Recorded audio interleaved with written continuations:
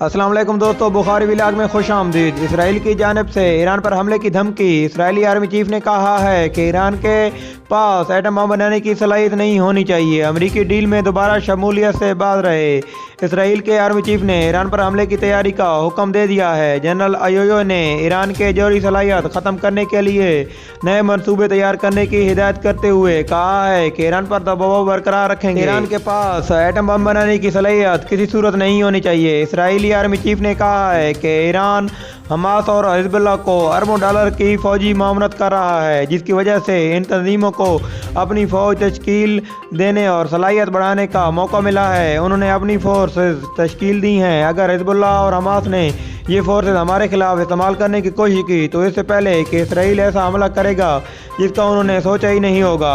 انہوں نے کہا ہے کہ امریکہ انتظامیہ ایران پر نیوکلیئر ڈیل میں شامل ہونے سے باز رہے۔ جوہری ڈیل میں شامل ہونے سے ایران جوہری ہتھیار بنانے کے قابل ہو جائے گا۔ لیفٹیننٹ جنرل ایویو کوچاوی نے اسرائیلی تھنک ٹینک سے خطاب کرتے ہوئے کہا ہے کہ ہم غزہ اور لبنان کو بھی خبردار کرنا چاہتے ہیں کہ ایسے علاقوں کو خالی کر دیں جہاں ہمارے خلاف اسلحہ ذخیرہ کیا جا رہا ہے۔ ادھر اسرائیل کی جنگی دھمکیوں کا منہ توڑ جواب دیتے ہوئے ایران کا کہنا تھا کہ ہم تیار ہیں، ہم اسرائیل کے دارالحکومت تل ابیب کو ملبے کا ڈھیر بنا دیں گے۔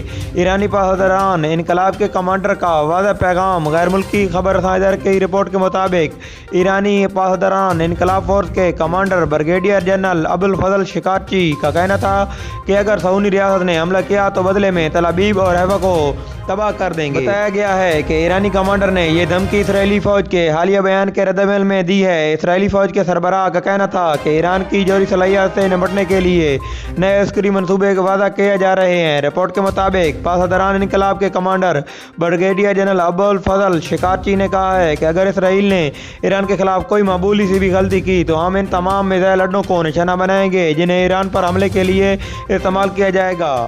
حیفا اور تل ابیب کو مختصر وقت میں ملبے کا ڈھیر بنا دیا جائے گا۔ ایرانی کمانڈر کی طرف سے کہا گیا ہے کہ خطے میں اسرائیل کا خاتمہ ہونا چاہیے کیونکہ اس نے مسلمانوں کو بہت نقصان پہنچایا ہے۔ واضح رہے، اسرائیلی آرمی چیف نے ایران کو جوہری صلاحیت ختم کرنے کے لیے نئے منصوبے تیار کرنے کی ہدایت کرتے ہوئے اپنی فوج کو اس سال ایران پر ممکنہ فوجی حملے کی تیاری کا حکم دیا ہے۔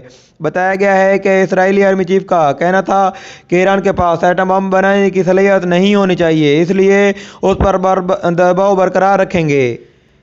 اسرائیلی آرمی چیف نے امریکی صدر جو بائیڈن انتظامیہ کو بھی خبردار کیا ہے کہ 2015 کی ایرانی ڈیل میں دوبارہ شامل نہ ہو۔ اگر امریکہ ایران کے جوہری معاہدے میں واپس آتا ہے تو یہ بہت بڑا فیصلہ ہوگا۔ اسرائیلی آرمی چیف نے اپنے ایک بیان میں کہا ہے کہ ہم جن ممالک کا سامنا کر رہے ہیں ان میں سے کوئی ملک اسرائیل کے خلاف کوئی اقدام اٹھاتا ہے تو پھر ہمارے پاس دفاع کے لیے تمام راستے موجود ہوں گے۔